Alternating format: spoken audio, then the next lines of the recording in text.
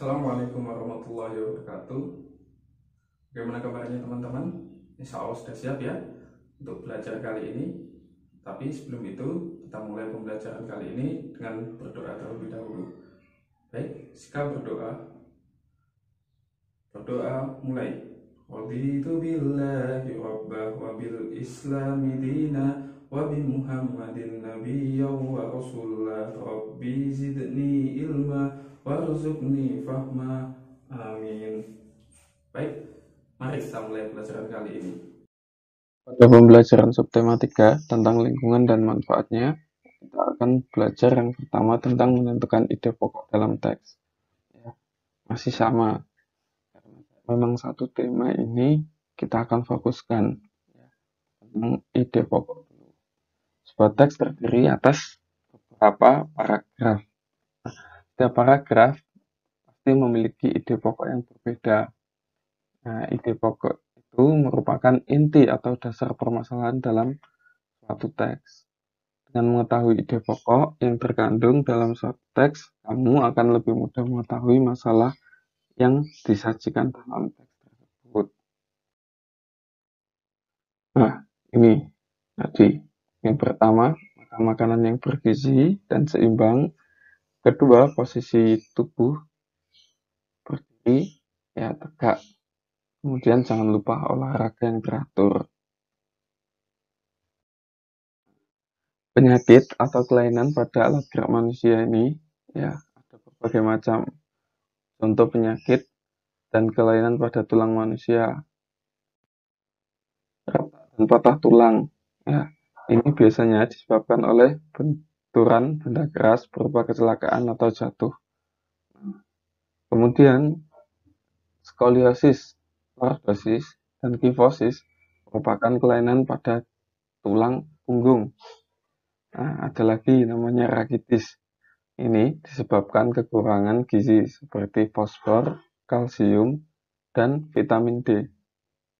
Selanjutnya ada osteoporosis, disebabkan menurunnya kepadatan tulang. Nah, ini merupakan salah satu contoh dari ya kelainan tulang, lordosis. Nah, ini tulangnya melengkung ke depan. Sekarang kita lihat ya menentukan ide pokok berdasarkan gambar. Ya, kamu dapat menentukan ide pokok dari gambar ya. Yang pertama, caranya adalah perhatikan apa saja yang ada pada gambar, kemudian dan situasi yang ada.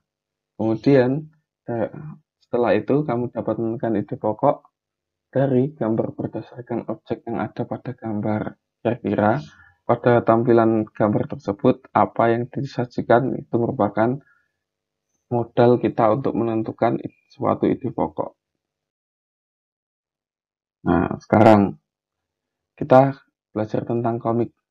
Komik adalah cerita bergambar yang bersifat lucu dan umumnya mudah dibaca, serta dibuat secara khas dengan paduan kata-kata. Cerita dalam komik disajikan dengan adegan beberapa gambar yang disusun secara berurutan. Nah, fungsi kata-kata pada komik adalah untuk menjelaskan, melengkapi, dan memperdalam penyampaian gambar secara keseluruhan. Nah, ini merupakan salah satu contoh komik ya. Nah, jadi ini berurutan ya, bisa ke bawah ataupun ke samping. Ya, kalau ke samping pasti seterusnya ke samping, kalau ke bawah seterusnya ke bawah. Ini contoh komik. Sekarang pengaruh kondisi geografis Indonesia sebagai negara maritim. Indonesia merupakan negara maritim. Negara maritim adalah negara yang memiliki perairan yang lebih luas daripada daratannya. Ya, tidak hanya mempengaruhi kondisi ekonomi, negara maritim juga mempengaruhi kondisi sosial, seperti pertukaran budaya. Ya, kita perlu mengenal beberapa dampak positif maupun negatif dari pengaruh kondisi geografis Indonesia terhadap kondisi sosial masyarakatnya. Nah, berikut tentang dampak positifnya. Kita memudahkan komunikasi dan interaksi antar masyarakat. Yang kedua, pengaruh budaya yang baik dalam atau luar daerah sehingga memperkaya keberagaman budaya. Dampak negatifnya, hilangnya budaya asli karena tergerus oleh budaya luar. Yang kedua, munculnya budaya-budaya baru yang belum tentu sesuai dengan budaya setempat. Ya, sudah banyak sekarang ya di kehidupan kita. Apalagi sekarang gampang untuk mengakses. Kita pengen tahu budayanya orang Jepang, kita tinggal lihat di YouTube misalkan.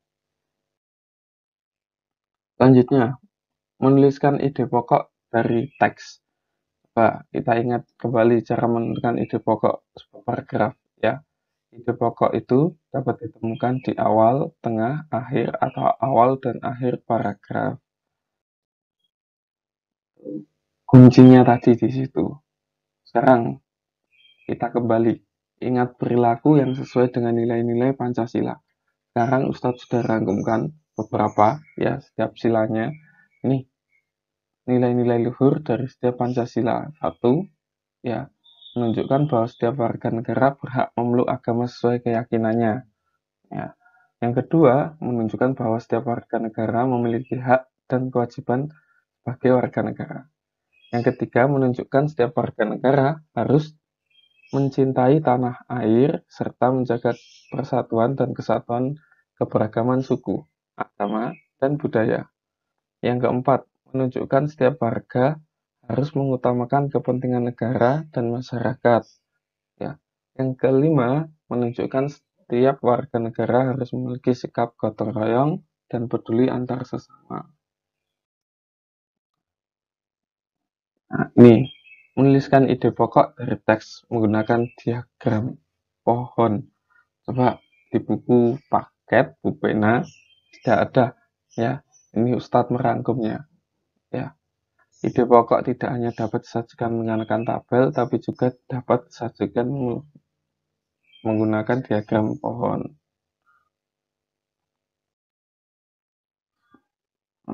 Kita kembali ke kondisi geografis sekarang. Ya, kondisi geografis Indonesia terhadap budaya dan alat transportasi.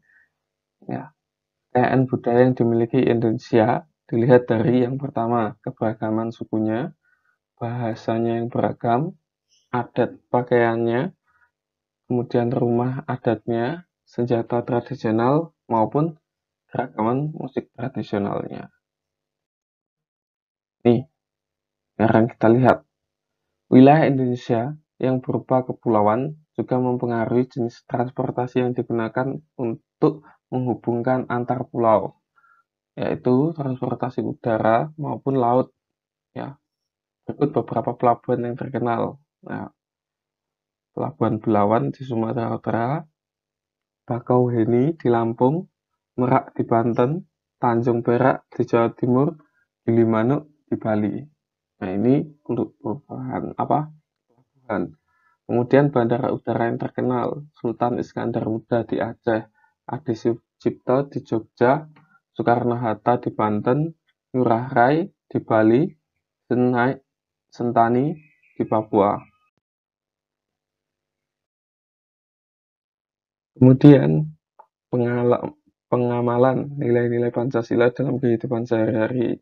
Nih contohnya, Ustadz ilustrasikan yang contoh kegiatan sehari-hari yang mencerminkan Pancasila adalah berdoa sebelum belajar di kelas. Ya, itu sudah mewakili Pancasila ke-1, 2, dan 3.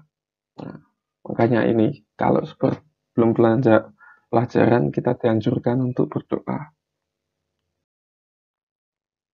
Nah, ini kelainan otot pada manusia. Ini ada beberapa ya. Ini disebutkan 4. Yang pertama, hipertrofi, pembesaran otot akibat bekerja terus-menerus secara berlebihan. Ini biasanya dilakukan oleh orang-orang yang kerjanya itu biasanya angkat-angkat, misalkan ya, sebagai kuli panggul. Atrofi merupakan kelainan berupa otot yang mengecil, lemah, dan menurunkan fungsi ototnya. Ini biasanya orang yang kurang bergerak atau olahraga. Stiff, kaku leher, sakit pada otot leher yang diakibatkan karena cedera otot, infeksi meningitis, atau gerakan tiba-tiba. Kemudian yang keempat, tetanus, kejang atau kaku otot yang disebabkan oleh infeksi bakteri. Ya, Clostridium tetani bakterinya namanya. Buku juga sudah ada. Ustaz sengaja rangkumkan untuk bantu teman-teman belajar.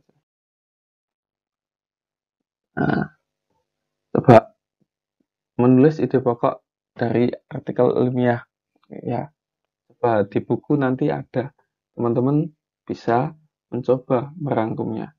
Nanti saat pembelajaran biasa, nanti kita lihat, Ustadz juga lihat ya bagaimana hasil rangkumannya. Sudah baik atau belumnya. Nih, ciri-ciri komik. Yang pertama, dibuat untuk menyampaikan cerita proporsional, artinya tidak terlalu sedikit maupun tidak terlalu berlebihan. Menggunakan bahasa percakapan yang mudah dipahami, dapat bersifat kepahlawanan, penggambaran watak secara sederhana, mengandung cerita humor untuk menghibur pembaca. Ya. Penyebab gangguan kesehatan alat gerak. Kelainan atau penyakit kelainan pada otot umumnya terjadi bawaan sejak lahir atau infeksi bakteri dan virus. Gangguan kesehatan otot dan tulang juga sering terjadi akibat kebiasaan yang salah. Misalnya, membaca buku dengan posisi tidur, ini tidak dianjurkan. Membawa atau memikul beban yang terlalu berat. Ini yang tidak dianjurkan adalah membawanya salah satu sisi, misalkan di tangan kanan terus ataupun kiri terus. Kalau capek harus gantian, ya. Kemudian tidur dengan posisi yang tidak benar, ya, sering miring misalkan. Ya, itu juga akan mengakibatkan otot bergerak ya, dan terbiasa miring. Kemudian menulis dengan posisi tubuh yang miring ke samping atau ke depan. Berjalan dengan tubuh yang bungkuk. Kalau berjalan harus tegap. Dan ini membuat cerita pendek berdasarkan ide pokok. Langkah-langkah untuk membuat cerita berdasarkan ide pokok seperti ini ya. Ditentukan dulu topiknya, ide pokok dari setiap paragraf yang dibuat, buat kalimat utamanya, menuliskan informasi tambahan beberapa kalimat untuk mendukung kalimat utama, merangkai kalimat tersebut menjadi cerita pendek, memperhatikan ejaannya sudah tepat atau belum. Sedangkan ini langkah membuat komik. Ya, komik itu intinya lucu, ya biasanya itu menghibur. Jadi tentukan tema dan judulnya, dibuat gambar ya, sketsa itu, kemudian diwarnai tinta, ya memberikan tinta itu, ini bahasa Inggris, inking, warna itu coloring, membuat teks lettering, ya pada komik yang ditulis dalam bentuk balon kata di dekat gambar tokoh. Ya, balon kata itu yang tulisan yang dibuleti itu namanya. Nih contoh pembuatan sketsa, kemudian pemberian tinta, ya dan warna, pembuatan teks. Nah, ini yang disebut balon kata. Nah, nanti teman-teman bisa buat. Sekian rangkuman dari subtema 3 pada tema 1 kali ini. Teman-teman bisa pelajari selengkapnya di buku pena, karena itu hanya rangkuman dari beberapa materi saja. Ketika nanti menemui kesulitan bisa tanya Ustadz. Ustadz akhiri, wassalamualaikum warahmatullahi wabarakatuh.